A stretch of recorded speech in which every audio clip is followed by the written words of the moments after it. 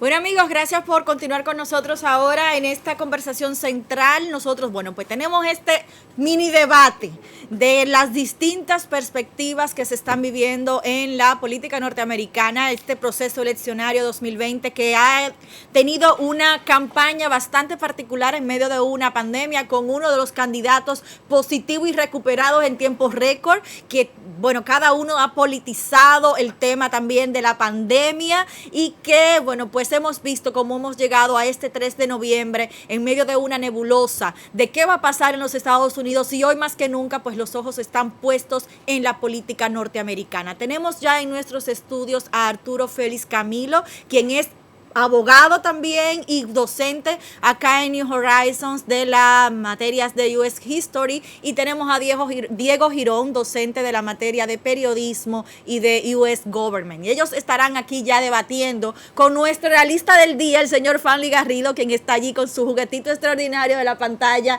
y estos cambios que hemos estado viendo dependiendo de qué giro puedan tomar los estados y cómo esto implica en los resultados de las elecciones de este 2020. Bueno, pues bienvenidos una vez más a esta su casa, New Horizons Radio.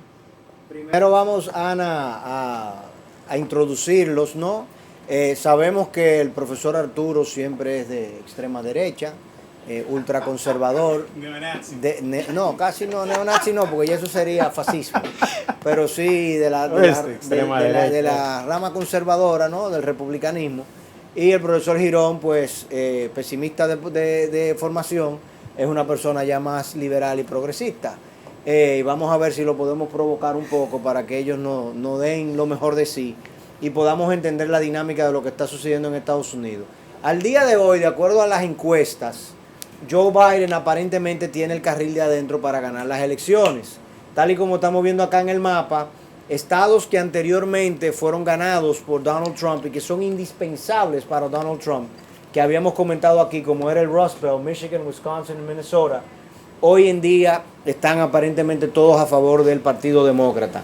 Pensilvania es uno de los estados más críticos, de tal criticidad que ambos candidatos terminaron sus campañas allí.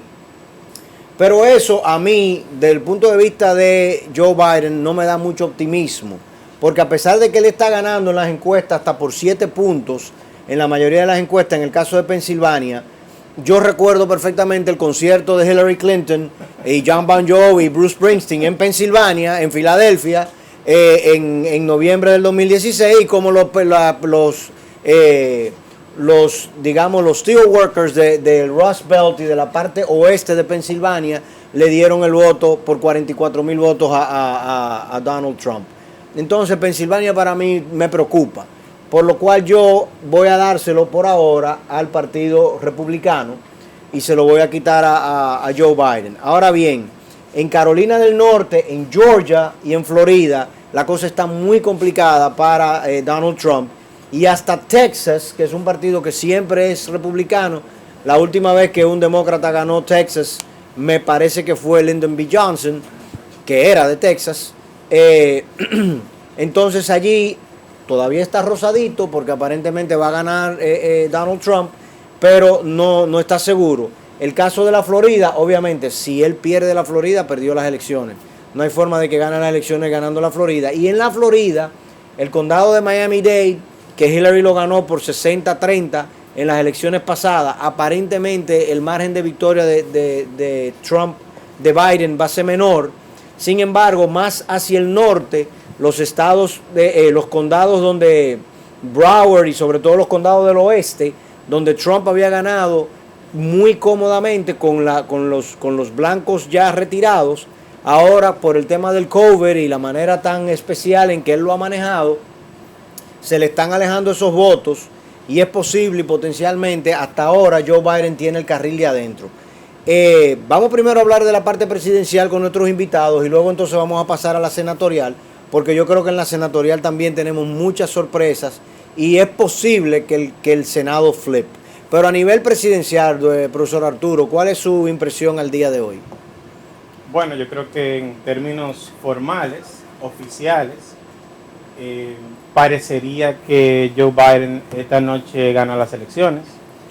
Eso es lo que dicen todas las encuestas. Sin un runoff y sin special elections y sin las dudas. Eso es lo que dicen las encuestas.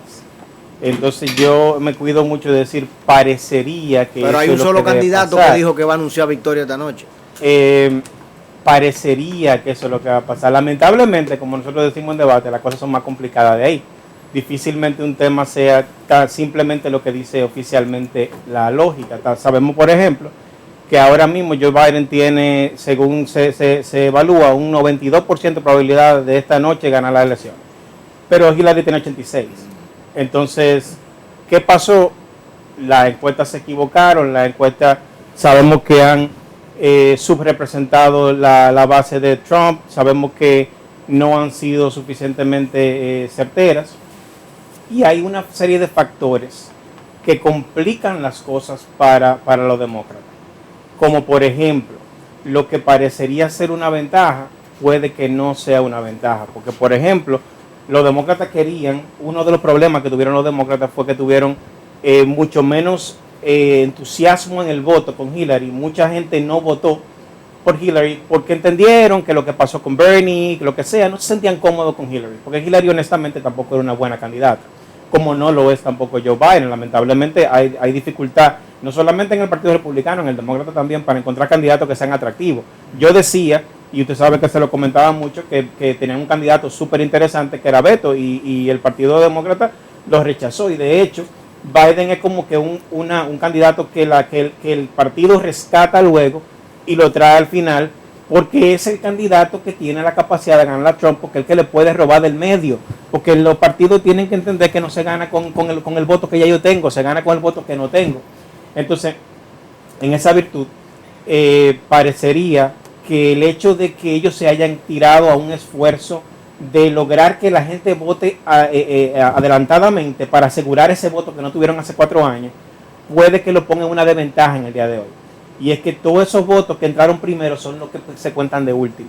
Entonces ahora viene la frase bíblica: los últimos serán los primeros serán los últimos, porque el voto que se va a contar en el día de hoy, el que va a entrar primero a los números, va a ser precisamente el voto republicano. Pero esa no es la información que yo tengo. Bueno, de hecho, es muy interesante porque... por ejemplo, en Florida, donde ya el 95% de las personas que habían votado en el 2016, ya en términos numéricos, ya votaron. 9 millones de residentes de la Florida ya votaron. La información que yo tengo y todo lo que yo he escuchado y leído es que los primeros votos que se van a contar son los absentee ballots y los mail-in ballots. Y que luego que se cuentan esos votos, entonces se cuentan los votos que entraron por la urna. Bueno, profe, ¿cuál de los dos está correcto? Yo creo que es una mezcla de ambos. Ok. Depende del estado. Depende del estado y depende de algo que se llama el postmark date. Okay. Trump ahora mismo está peleando en las cortes para evitar que los votos que entren después de Election Day, que sería hoy, sean aceptados. Cuando se habla de el postmark, quiere decir el día o la fecha en la que se tuvo la intención de votar. O sea, el día que yo fui y metí mi voto en un mailbox, se le pone un sello que indica la fecha. Entonces, esa es la fecha que se quiere que los demócratas quieren que tomen como referencia para si el voto debe ser aceptado o no. La fecha del envío postal. Exacto, la fecha del envío postal. Y no la fecha en la que se recibió el voto. Que de hecho, perdón, para complementar esto que usted dice, profesor, en el día de ayer, la Suprema Corte del Estado de Filadelfia, de Pensilvania, le rechazó a los republicanos una moción que tenían para evitar... Pero en 2 estados se la aprobó. Para evitar que si entraban los votos hasta 4 días después de las elecciones, puedan ser contados.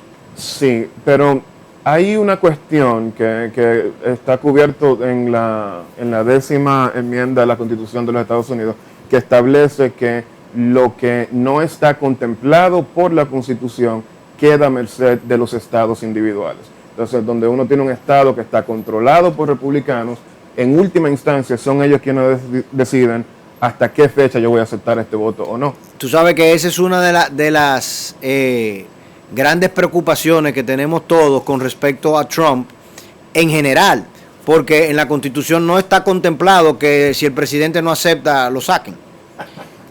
Por ejemplo, Y si se van a los estados, realmente 26 a 24. Tiene ventaja numérica. Correcto. Y tampoco está en la Constitución algo que todos damos por sentado. O sea, todos damos por sentado que si en el estado de la Florida los demócratas sacan más votos populares que los republicanos, que los electores, los 29 electores de ese estado van a votar demócrata. Pero eso no está en la Constitución así. Eso se da por sentado, por asumido. El precedente es fuerte y no creo que nadie vaya Pero a ir en Maine, contra por del ejemplo, precedente. en Maine Trump sacó un voto.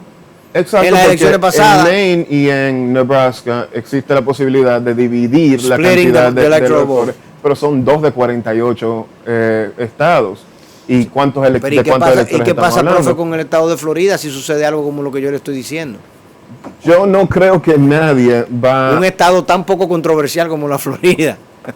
Si comenzamos a hablar del 2000, que es otro escenario posible. Exactamente. Pero realmente no creo que los electores vayan a votar en contra de lo que la mayoría del estado vote, porque hay demasiado precedente y a la hora que eso se lleve a corte, no creo que eso aguante. Pero ¿qué sucedería? O sea, en términos jurídicos, ¿cuál es el procedimiento, si usted lo conoce? Bueno, en términos jurídicos yo creo que Arturo está mejor calificado para hablar de eso, pero yo entiendo que el precedente establece lo que se debería de hacer. Bueno, me parece que lo que se elige son los electores, y sabemos que se eligen los electores. Entonces, cuando se elige el elector es el elector demócrata. Vamos por partes. Es decir, hay elector republicano y elector demócrata. Se elige el elector demócrata. ¿Existe la posibilidad de que un elector demócrata decida votar por Trump? La posibilidad existe, pero en realidad la probabilidad es prácticamente nula. O sea, porque de los 20, no, para que la gente no entienda. Sí, si se eligen entonces... Porque para que la gente entienda. O sea, estamos diciendo, por ejemplo, el estado de la Florida tiene 29 electoral votes. Ok, entonces, si terminan las elecciones hoy, mañana, pasado mañana, ya se terminaron de contar los votos y definitivamente el Partido Demócrata sacó más votos populares. Entonces, en la gobernación, ¿dónde se eligen los 29 electores? Para mantenerlo claro, el Partido Demócrata sacó la mayoría de votos populares, lo cual implica que ganó el Estado. Correcto. Y como ganó el Estado, los 29 electores son demócratas. O sea, son personas físicamente que el partido elige para que sean los electores que los representen. Sí, de hecho. Entonces esos 29 electores serían los que van a echar el voto en la urna. Exactamente. De hecho, hace unos días salió que Hillary se había registrado como electora en su estado, de forma tal que si el partido, por supuesto, va a ganar Nueva York. En Nueva York, gana, entonces ella es uno de esos electores que va simbólicamente a votar. Es importante hacer una que lo haría por Trump seguro. Claro, segurito que lo haría por Trump. Ellos son muy amigos íntimos, se van a sus bodas y todo claro. eso. Es muy interesante y es importante aclarar porque mucha gente no entiende lo que está pasando. Por ejemplo, mucha gente ve que la Suprema decidió que en el caso, por ejemplo, de Pensilvania se van a permitir los votos que hayan entrado hasta 3 días después de la elección. Y en el caso de Carolina del Norte, 9 días. Y entonces el que no es del área, el que no entiende lo que está pasando, entonces dice, ¿por qué que la Suprema está haciendo este lío de que permite tanto aquí, tanto allá? Y entonces eso se remite a lo que decía el profe Diego, que tiene que ver con la 10ª enmienda. Eso es básicamente el origen del Estado. Los poderes que no se otorgan se retienen. Y eso no es un principio que se aplica solamente a Estados Unidos, al sistema, aplica aquí. De hecho, una de las principales discusiones constitucionales es precisamente el poder del constituyente. Y los poderes que el constituyente no le da al Estado, el Estado no los tiene. Entonces, por esa razón es que en la Constitución americana se dice los poderes que no se le dan al Estado federal no los tiene, por lo tanto los retienen los estados, que son lo que son en este caso los constituyentes de la pero de lo la que Unión. Estamos hablando de que fue la Suprema Corte de Justicia Federal o fue la Suprema Corte de Justicia. Lo que pasa es que la Suprema no está diciendo lo que la gente cree que está diciendo. La gente cree que la Suprema está diciendo aquí son 13, aquí son 9. La Suprema no está diciendo eso. La Suprema está diciendo que el Estado en ese Estado, el Estado tiene derecho a elegir y tiene derecho a decidir cuáles son las reglas electorales. Bien. Entonces, en Carolina del Norte se decide una cosa, en Pensilvania se decide otra, pero la decide la legislatura estatal y la decide el Estado. Lo que la Suprema está diciendo básicamente, no me meto en eso, porque eso es un asunto estatal y no federal. Ok, entonces hay dos puntos fundamentales. Los republicanos han hecho todo el esfuerzo del mundo desde hace ya más de 10 años por lograr dos cosas trascendentales para ellos. La primera es stack the courts con una cantidad enorme de personas adheridas, ¿no?, a la ideología del conservadurismo norteamericano, entre unas cosas para atacar Roe v. Wade, para atacar los temas migratorios y un sinnúmero de cosas más. Y lo otro es el gerrymandering de los distritos electorales, los distritos de votación. No, el gerrymandering lo han hecho los dos partidos. Correcto, bueno, estamos hablando de los últimos 10 años. Para que seamos gustos. Sí, correcto. Pero digamos que en los últimos 10 años quienes lo han hecho de manera más eficiente y sistemática ha sido el Partido Republicano. Entonces eso ha dado al traste con que situaciones como la que estamos viendo ahora, o sea, voter suppression is an issue. La cantidad de personas que definitivamente no pueden votar es un tema. Tenemos, por ejemplo, en el estado de Texas, lo que vimos, que el gobernador decidió, que en todos los condados solamente haya un buzón del correo para depositarlo el voto. Bueno, hay condados en Texas de que solamente tienen 140 habitantes y eso no sería nada. Pero hay condados en Texas como Harris County, que es donde está la ciudad de Houston, que no solamente tiene 3,5 millones de habitantes, sino que tiene el tamaño, la dimensión del estado de Rhode Island. Entonces, un solo lugar para echar el voto.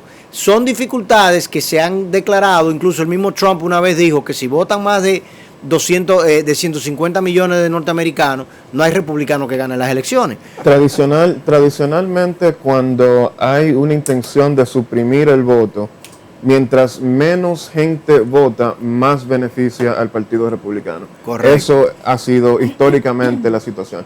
Y yo creo que más que Texas, lo que ha pasado en Florida con Amendment 4 es mucho más interesante.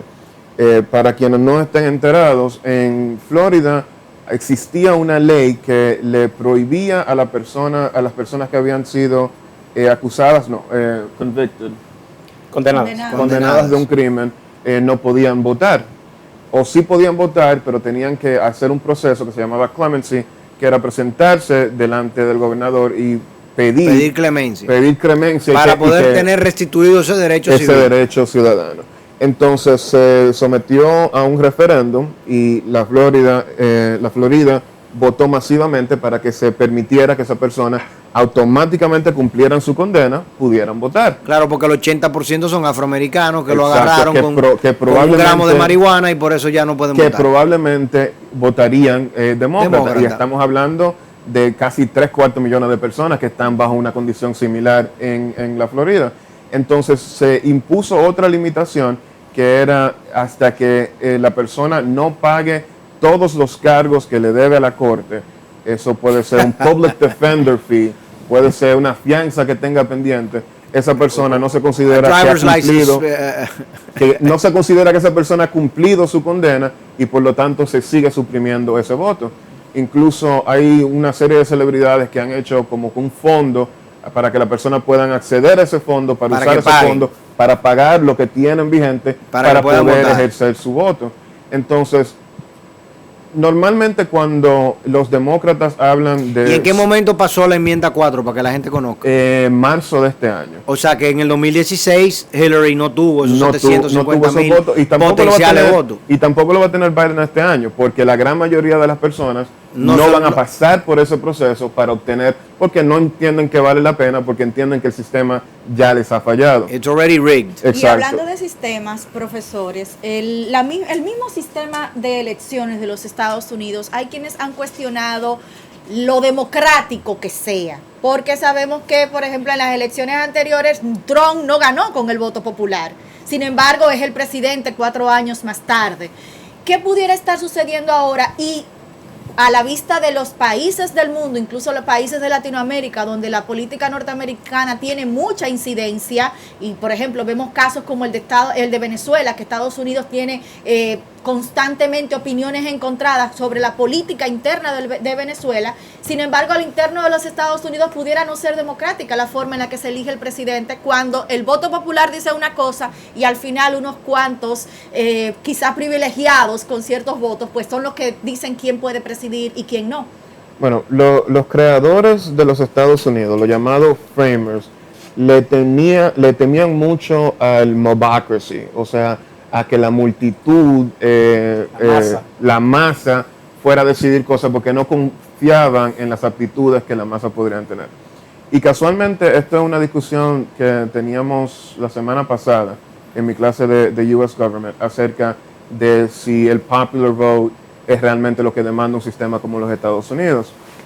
Y yo le ponía a ellos un ejemplo. Aquí nosotros nos manejamos por mayoría simple. Entonces, en un país pequeño como el de nosotros, el candidato presidencial que gana Santiago y gana Santo Domingo ganó las elecciones. Entonces, esa gente hace muy poco por tratar de apelar a lo que quieren los sanjuaneros, lo que quieren la gente de Barahona, porque con esos votos ellos no van para ningún sitio. Entonces, lo que permite un estado como el que tiene lo que permite un sistema como el que tienen los Estados Unidos es que los estados, por pequeños que sean, tengan una voz. Vemos los casos de Pensilvania, o sea, el debate entero gira en torno a un asunto que le compete a ese estado específicamente, porque ambos candidatos presidenciales son conscientes de que esos 20 votos electorales pueden hacer o deshacer una campaña. Entonces, el hecho de que el sistema esté balanceado de esa forma, quiere decir que yo no solamente voy a apelar a los estados multitudinarios, sino que también voy a apelar a los pequeños que están indecisos. O sea, el yo mantenerme indeciso me garantiza mayor participación en la candidatura presidencial que el que yo simplemente siempre vote por el mismo partido. Sí, pero también estamos de acuerdo, por eso siempre los demócratas ganan el voto popular y pierden las elecciones. Yo creo que eso no es exactamente preciso. Ha pasado Al Gore, Hillary Clinton. Ha ocurrido, pero normalmente que gana el voto popular gana las elecciones. Johnson ha pasado que, Diego, 4 veces.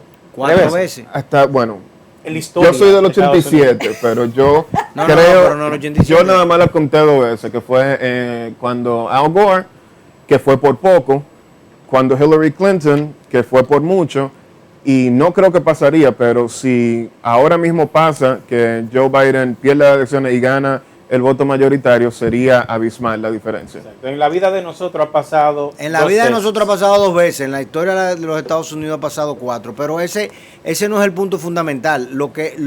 El argumento puede ser el contrario, porque tú también puedes decir, bueno, ciertamente eso hace que estados que pudiesen quedar abandonados no queden abandonados a su suerte. Lo mismo pasa con el Senado. El Senado de los Estados Unidos le da 2 senadores a estados como South Dakota, North Dakota, Idaho, que no tienen prácticamente nada que ver con nada, pero le da 2 senadores y esos 2 senadores entonces tienen un peso de representación muy grande. Por eso le llaman el People's Chamber en la Cámara de Representantes, porque realmente ahí es donde está representada la gente.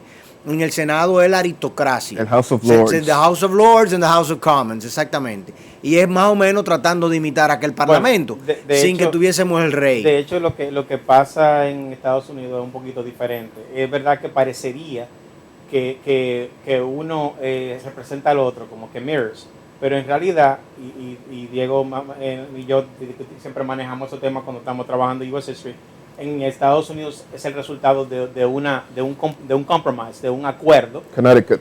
Para poder resolver los problemas en la Convención Constitucional. Porque efectivamente, y a mí me parece siempre interesante, siempre lo recuerdo a mis estudiantes, todos los años el presidente da un discurso que se llama el State of the Union Address. Sí. Y la gente se pregunta, ¿pero qué representa? ¿Qué significa un discurso sobre el Estado de la Unión? El Estado de la Unión es precisamente... ¿Qué tan unidos estamos? ¿Qué tan unidos? ¿Qué tan bien está esa unión? ¿Qué tan bien estamos juntos?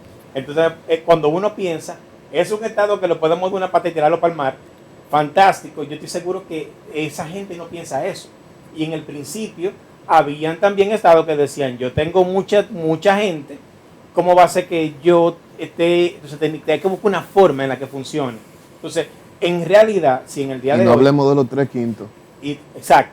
Hasta lo esclavo para los fines de hacer valer un peso de la economía y del estatus del Estado, tuvieron hasta su representación. Que manejarlo como que era un activo. En realidad, en el día de hoy, yo calificaría como el 60% de una persona. De una persona, claro. En el día de hoy, si no hubiera el sistema de colegio electoral de Estados Unidos, California y Nueva York eligen el presidente. Correcto. Entonces, la pregunta es, quiere... Lo cual sería maravilloso porque siempre sería demócrata. Sería maravilloso si es una persona, entonces, ¿qué pasaría con todos los demás? Porque la realidad... Los demás tienen que someterse. La realidad es que los demás quizás son igual o más, pero están divididos entre más estados. Lo que pasa no es que son más, es que están concentrados en estados que son muy poblados. Pero volvemos otra vez a lo mismo. También es razonable que tú tienes la meritocracia en esos lugares específicos del país y que el resto de los que están totalmente desfasados o en una visión del pasado de un Estados Unidos que ya no existe, de una industria manufacturera que no va a regresar, de un conservadurismo y un cerrarse a la migración. Ese fue el argumento que hizo que Hillary Clinton perdiera las elecciones. Claro. El argumento meritocrático. El argumento de la élite liberal, que yo soy más educado que tú, por lo tanto tú deberías someterte a mis opiniones. Claro. Y eso crea un resentimiento social que le entregó esas elecciones a Donald Trump. Los deplorables, los horribles, los desechables. Claro. Lo que pasa es que lamentablemente, y nos pasa a nosotros también, lamentablemente, el voto del que se le compra con un picapollo vale igual que el del que tiene un PhD. Y esa es la democracia. Sí. Y la democracia no siempre es tan bonita. La democracia es dolorosa, decía uno de mis autores favoritos. Vamos a hacer una pausa y regresamos entonces para que vamos a dilucidar el tema senatorial que nos interesa de sobremanera. Venimos en breve. New Horizons Radio. Durante más de 40 años, New Horizons se ha caracterizado por la innovación en materia educativa en la República Dominicana, implementando nuevos y mejores modelos y métodos de enseñanza que nos permiten ofrecer las más actualizadas herramientas de aprendizaje a los alumnos de nuestra escuela, tanto en Santo Domingo como en Santiago. La filosofía de New Horizons está fundamentada en principios de excelencia, flexibilidad, perseverancia e innovación, y los tiempos actuales exigen moldear estructuras adaptables y funcionales. Nuestros amplios espacios están diseñados para que nuestros alumnos puedan desarrollar sus deberes académicos, actividades deportivas y recreativas en un ambiente seguro. Este tiempo requiere que el alumno reciba una educación integral, desarrollando las habilidades y las competencias necesarias para ser admitidos en las mejores universidades del mundo. Forma parte de la familia New Horizons. Admisiones desde los 9 meses de edad. Colegio Bilingüe New Horizons. Our strongest conviction is academic excellence. Just sign New Horizons. ¿Y tú? Remember to follow up with the latest New Horizons news at our school's digital newspaper. Go to cbnhclass.com and enjoy the latest of the Bulldogs Journal, Colegio Bilingüe New Horizons' own school digital newspaper. Rancho Don Rey, un espacio ideal para sus actividades y eventos. En nuestras instalaciones ofrecemos todo lo necesario para sus campamentos, retiros espirituales, congresos, talleres, clínicas deportivas, team building, entre otras. Les invitamos a disfrutar de nuestras instalaciones para sus celebraciones, aniversarios y eventos en general. Rancho Don Rey, ubicado en Sabana de la Mar. Visítanos en nuestras redes sociales y nuestra página web www.ranchodonrey.com. Rancho Don Rey, tu escape a lo natural.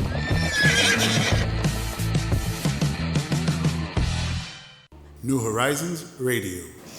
Bueno, gracias por continuar con nosotros en este día martes en el que estamos analizando las elecciones, el proceso de elecciones en los Estados Unidos y lo que pudiera estar sucediendo durante toda esta semana. Recordando que el día de hoy definitivamente no tendríamos resultados a priori, de repente algunas informaciones se pudieran estar conociendo, pero el voto anticipado sin duda va a tomar unos días para poder ponerse al día y tener resultados más claros, ¿no? Mientras tanto, en nuestras redes sociales, donde siempre les animamos a compartir con nosotros, bueno, pues sus inquietudes y preguntas. María Virgen Gómez, bueno, pues nos dice que el programa de hoy está buenísimo, sobre las elecciones de los Estados Unidos, otra entrega sin desperdicios, muy didáctico e ilustrativo sobre el contexto actual en este país. Quiero felicitar a los profesores, bueno, quiero que los profesores Félix, Camilo y Girón me den clases. Ahí tenemos a una madre de Horizons, una periodista, conocedora obviamente. Así que ahí está, bueno, parte de los comentarios que recibimos el día de hoy. Y bueno, pues sin duda tenemos que seguir conversando sobre lo que estaría sucediendo y el día de hoy que también se eligen a los senadores, ¿verdad? Que se han elegido por 6 años y que a partir de hoy inicia también un nuevo capítulo en esa rama en los Estados Unidos. Continuamos entonces. Bien, entonces antes de la pausa estuvimos comentando sobre todo con relación al tema de las elecciones presidenciales. Nuestro profesor republicano, conservador, decía que iba a ganar Biden. Girón, tú no me dijiste al final cuál era tu impresión.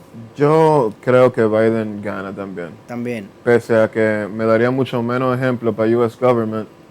Sí, menos contenido. Menos contenido. Sí, realmente. eso es verdad. Sí, yo realmente. CNN y Saturday Night Live están orando para que gane Trump. Porque si no gana Trump, yo no sé qué ellos van a hacer en los próximos 4 años. Jim Carrey no me convence como Biden, ¿no? No, Jim Carrey está flojo como Biden. Van a tener que trabajar fuerte Alec ahora. Baldwin es Trump 101. O sea, excelente. Lo estudió. Sí, Saturday Night Live va a tener que fajarse a trabajar, a producir skits como a los viejos tiempos. Siempre aparece contenido. Y bueno, con Biden es posible que aparezca también. Y yo espero que ese sea el problema, ¿tú sabías? Sí, porque ese es un problemita comparado con lo que tenemos ahora mismo. Con relación a los estados, tenemos varias elecciones que están muy, muy reñidas y muy interesantes. Obviamente, en términos de las elecciones para el Senado, hay que recordar que en el Senado de los Estados Unidos los republicanos tienen 4 senadores por encima de los 3 senadores por encima de los demócratas, pero en teoría serían 4 porque van a Alabama, donde se hizo un special election y el candidato, el senador hoy en día es demócrata. Todo el mundo dice que Doug Collins va a perder las elecciones y que Doug Jones, perdón, y que el candidato republicano pues va a ganar allí. Entonces ya necesitaríamos 4. Sin embargo, si Biden gana las elecciones, Kamala Harris es la vicepresidenta, realmente ella desempata, tú solamente necesitas 3. ¿Cuáles estados entienden ustedes que serían flip states actualmente? Ya nosotros hemos discutido acá en el programa como North Carolina tiene una posibilidad muy grande. South Carolina es un caso muy interesante. Lindsey Graham tiene la batalla del siglo allí, el nefasto, ¿no? Lamentamos muchísimo que en Kentucky, a pesar de Mitch McConnell ser tan repudiado, no hay forma. Aparentemente Amy no le va a poder ganar las elecciones, aunque está muy cerca, está más cerca Amy de ganarle a Mitch McConnell que lo que está Biden de ganarle a Trump en el estado de Kentucky. Pero en Georgia tenemos 2 elecciones y ambos candidatos senatoriales pueden potencialmente perder las elecciones. Y lo mismo pasa en Colorado. Obviamente en Colorado aparentemente el demócrata va a ganar las elecciones. Entonces yo quería saber la impresión de ustedes, cómo ustedes entienden si es posible potencialmente que el Partido Demócrata flip the Senate. Yo realmente, viendo los que están más competitivos, los estados en los que están, no creo que los demócratas vayan a obtener una mayoría senatorial. Y creo que eso es un problema porque la mayor parte de los planes que ha prometido la campaña de Joe Biden requiere de una mayoría senatorial. Como mucho, yo podría creer que Carolina del Norte es como que el más flippable, el que más fácil podría cambiar de lado, pero yo no tengo muchas esperanzas de que el Senado cambie de mano. No sé qué piensa Arturo. Yo creo que la más interesante para mí es South Carolina. Si Lindsey pierde las elecciones, eso sería, yo creo que no importa que no pierdan la mayoría, sería suficiente dolor para el Partido Republicano. Demoralizing si pierde porque en verdad él ha sido, y el Partido Demócrata se ha puesto la misión de sacar a Lindsey porque le han vaciado todo el dinero del mundo a ese estado. Creo que también por el valor simbólico. Yo creo que todo está tan pegado que yo no me atrevería a decir sí o no. Hay posibilidad de que logren por lo menos 1 o 2. Lo que pasa es que quizá 1 o 2 no sean suficientes. Lo cual implicaría que inclusive para, como le pasó a Obama, para las nominaciones de la Suprema Corte de Justicia, tengan que ser en nominaciones de jueces que sean muy, muy neutros. Sí, claro, con inclinación liberal, porque nadie espera lo contrario, pero que sean más neutrales, más objetivos. Bueno, yo difiero bastante.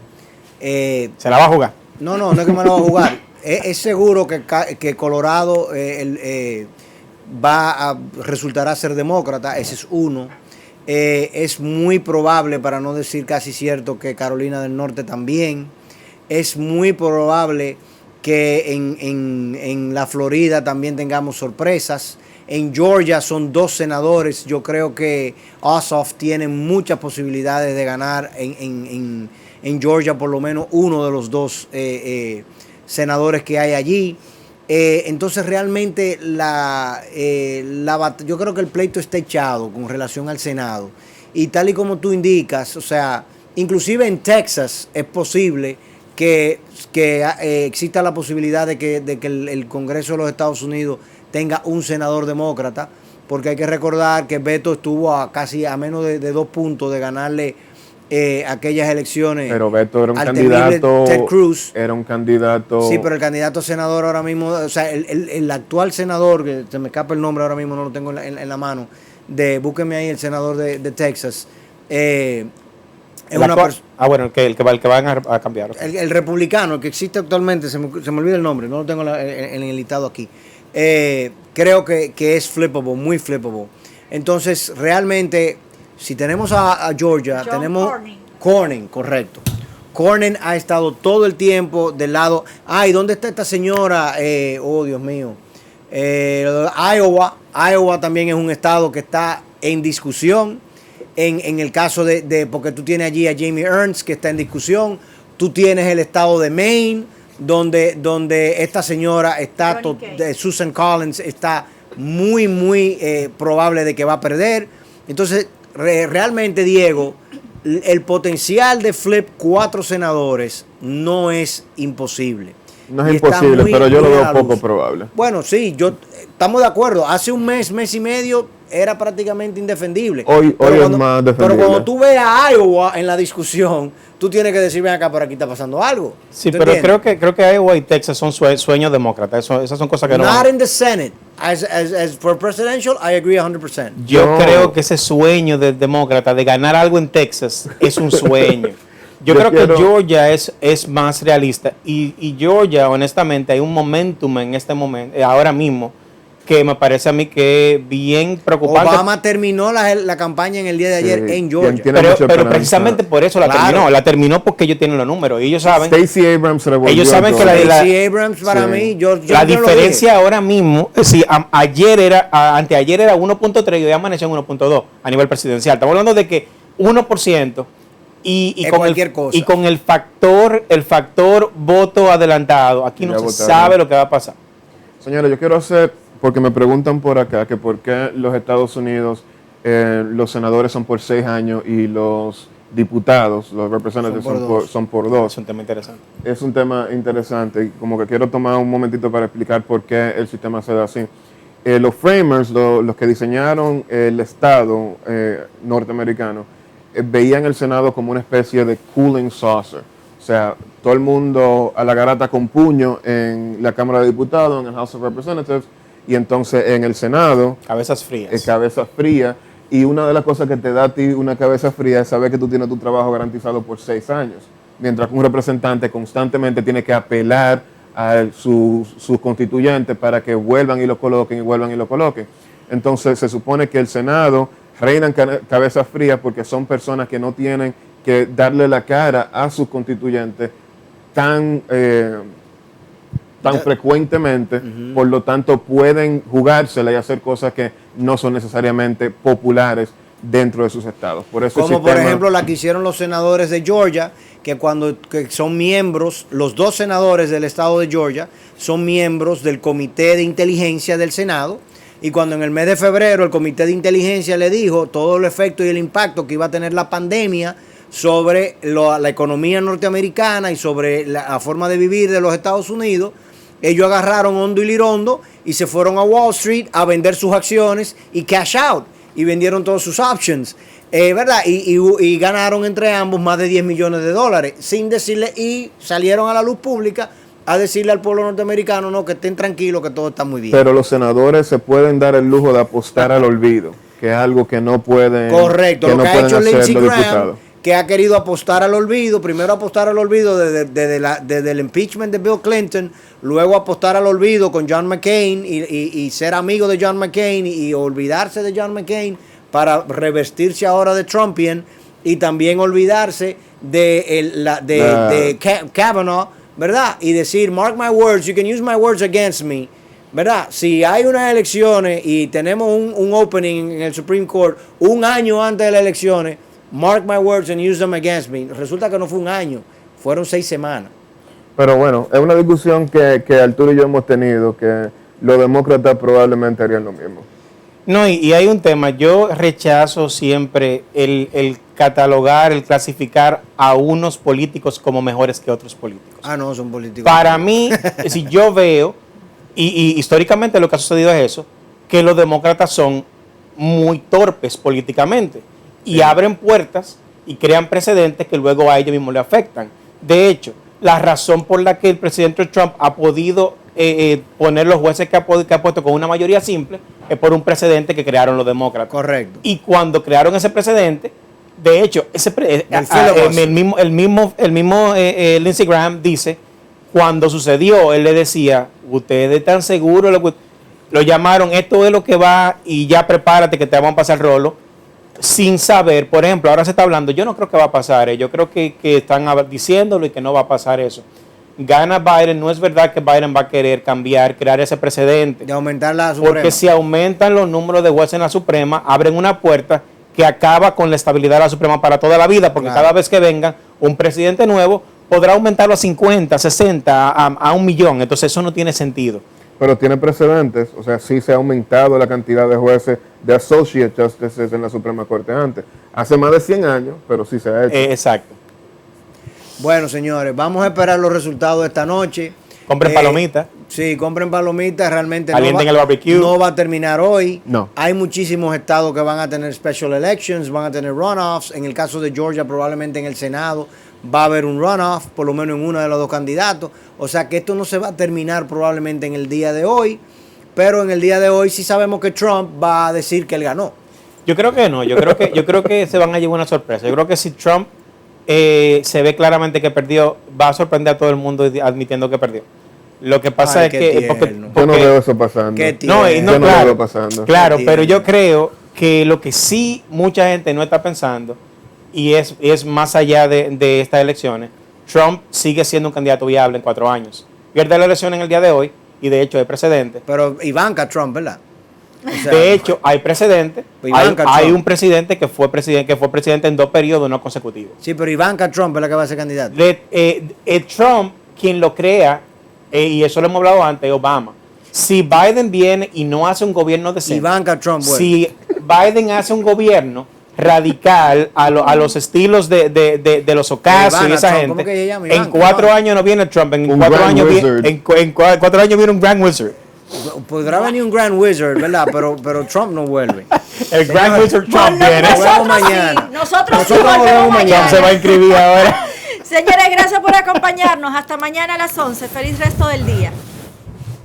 Gracias por mirar nuestro video acá en nuestro canal de YouTube New Horizons Radio.